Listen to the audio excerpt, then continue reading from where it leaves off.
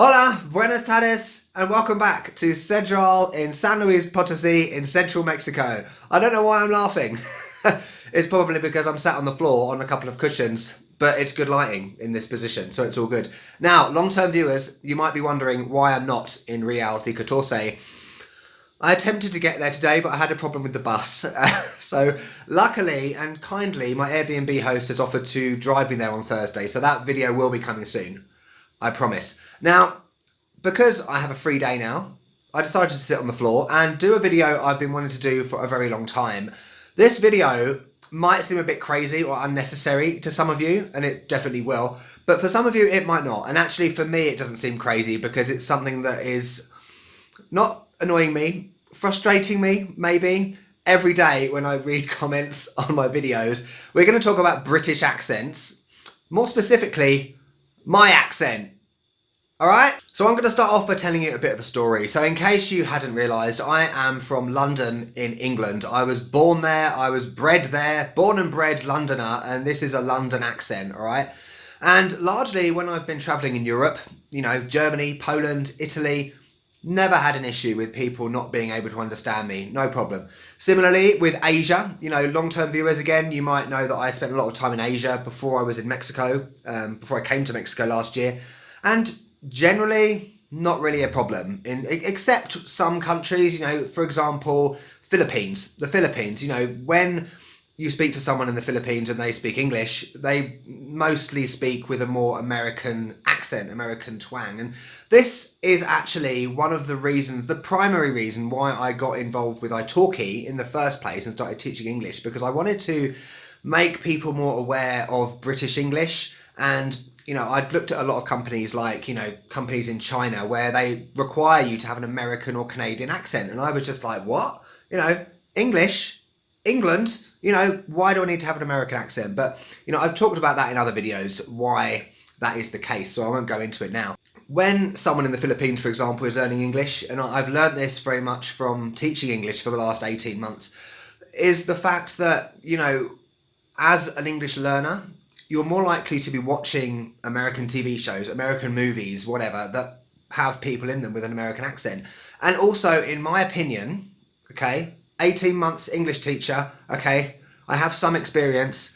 I believe American English is easier than British English, and I think a lot of people will agree with me on that. You know, if you disagree, please let me know in the comments down below. It'll be interesting to hear your perspective. Moving on to the Americas. I've been in this part of the world for about 10 months now, long time, and I often get comments such as these. Where are you from? Are you Australian? Your English is very bad. I don't understand a word you're saying. Which makes me want to jump out the window because I am speaking English. I am from London. It might sound a bit arrogant, and it does sound a bit arrogant actually, but who cares? But you know, it really frustrates me. And with Mexico, you know, I'm not having a go at Mexicans. Actually, I'm letting you off because when you think about it, if you're a Mexican, you're bordering the United States. A lot of the English that you hear will be American English. So that's absolutely understandable that you might not be familiar with British accents. That's cool. But United States and Canada, I'm sorry, but you have no excuse. I'm English. I know about a California accent, a Texas accent. I know about Canadian accents. Why do you not know about the different accents in the UK? It really frustrates me. And I know I'm generalising there when I say that because many of you will absolutely be aware of them. But there are some people that think I'm faking a British accent or that I'm Australian. It just makes me want to kill myself. I'm going to talk a bit now about some of the aspects of British accents that might help you if you are struggling to understand what I say in videos. You know, I do put subtitles on videos in English and Spanish, so that is an option that you have if you do struggle with my accent. So let's get going with talking about England. Now, in England alone, there are countless accents, which is amazing considering it's such a small country. You know, you could go up north and you'd be talking like that in Yorkshire or Lancashire. You could go to Liverpool. And there's a classic saying I use with a Scouse accent, which is, I'll put it down the bottom what it actually means, but it's, I need to buy a plessy for me granny. Brilliant. Birmingham, you might have Birmingham, or you might go down the southwest, where many people will be farmers, so they'll speak like that, and they'll be on their farmyards or on their tractors. You know, so there's a broad range of accents. Sorry about that to anyone from those areas. I'm not even getting started on Wales, Ireland and Scotland.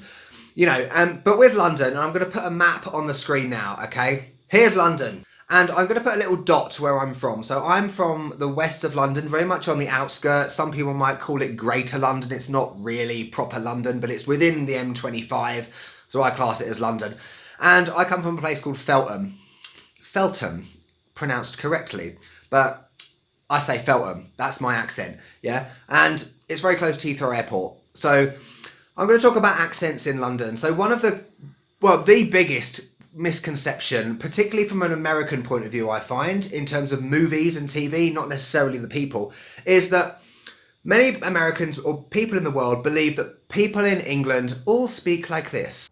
For many, the service of 9 lessons and carols from King's College, Cambridge, is when Christmas begins.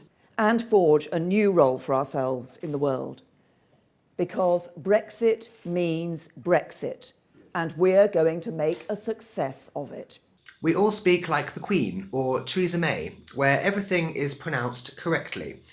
That accent is called received pronunciation, and actually only about 2 to 3% of the UK still speak with that accent. It's very old-fashioned, very outdated. It has developed, so you get contemporary RP now, or modern RP, which is still a bit RP, but a little bit less. You could argue my accent is sometimes like that when I'm in a job interview or something, or get arrested by the police. I'm going to use some words now, which I'm going to highlight in each of the accents I'm going to talk about, and you'll see the difference between them. So firstly, we're going to talk about T's, the letter T. So in received pronunciation, you will say words such as better, butter, and water.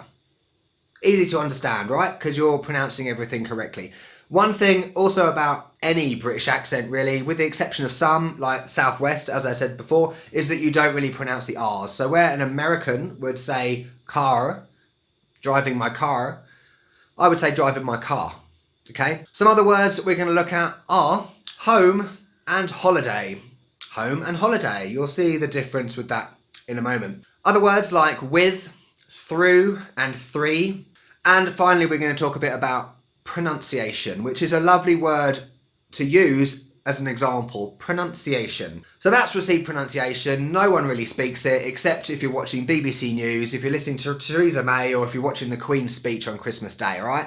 That accent for me is extremely unnatural. It's very difficult. Well, it's easy in a way, but it's difficult in that it requires a lot of movement with your mouth, and you have to be very conscious of pronouncing everything correctly. You see what I mean? Now we're going to talk about Cockney, alright? How's it going, mate? Right? Yeah, I'm from East London, innit? I'm Cockney. Cockney also is slightly outdated, so it's generally in the east of London. It's kind of developed out into Essex and places like that, you know, and it's much more lazy, right? How's it going? The vowel sounds are a lot longer.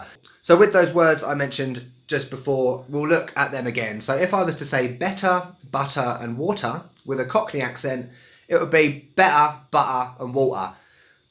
Better, butter, water. Alright, that's quite extreme, alright? I don't normally say it that extreme, but that's called the glottal stop, or the glottal stop, the absence of sound when it comes to the letter T's. Alright, so butter becomes butter. Potato becomes potato. We're going to look at the words beginning with H. So there is something called H dropping, or H dropping. H, H, whichever one you want to say. So home becomes home, and holiday becomes holiday. It might actually become holidays with a ZZ at the end. That's very extreme. So you don't need the H's, you don't need the T's. Brilliant. And the other point is about with, through, and three. Often the TH sound is replaced either with a, I just did it then, with a V or an F. So with, the word like with, you would have with, W-I-V. Three becomes free, F-R-E-E.